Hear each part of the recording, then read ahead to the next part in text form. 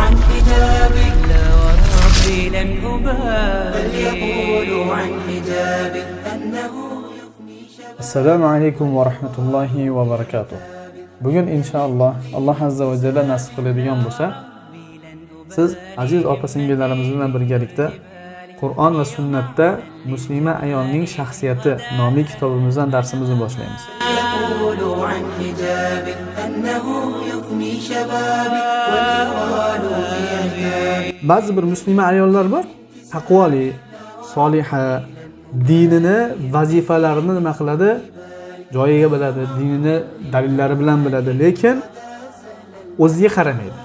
Ya'ni o'ziga qaramaydi deganda eriga qarshi o'ziga qarashni bilmaydi. Eri kelganda qanaqa turishligini, eri kelganda nima qilishligi kerakligini bilmaydi. Ya'ni og'ziga qaramaydi, badanini tozaligiga qaramaydi va ba'zi bir tozalik bo'yicha qoidalarga rioya qilmaydi.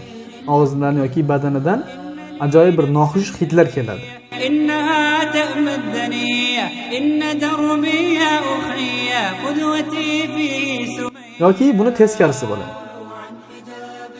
Badaniga qaraydi, kiyimiga qaraydi, tozaligiga qaraydi, uyda tozaligiga qaraydi, lekin qaraydigan bo'lsangiz dinini bilmaydi.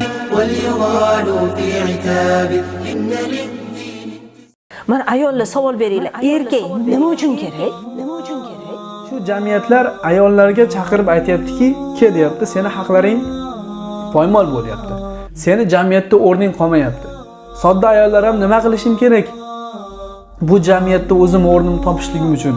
Deganda bu jamiyatlardagi feminist bo'lganlar yoki o'sha ayol huquqlarini qo'shtirnoq ichidagi ayol huquqlarini himoya qilayotgan insonlar aytayaptiki, ochilishing kerak, sochilishing kerak, hamma joyini ochib yurishliging kerak, kalta kiyishliging kerak deyapti. Bechora ayolga qarasangiz ochilyapti, sochilyapti, uni kiyapti, lekin baribir jamiyatda o'z o'rnini topolmaydi. Ochilyapti, sochilyapti, uni kiyapti.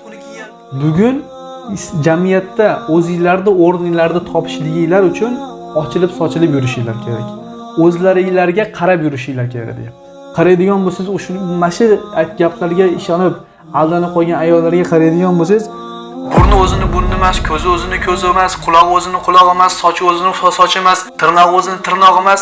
Sen zotan yo'qsan. Sen qalam bilan chizilgan ba'zi bir jamiyatlarni shahvoniy hislarni uyg'otishlik uchun qalam bilan chizilgan multfilm qahramonidan boshqa narsa emas. Qalam bilan chizilgan multfilm qahramonidan boshqa narsa emas.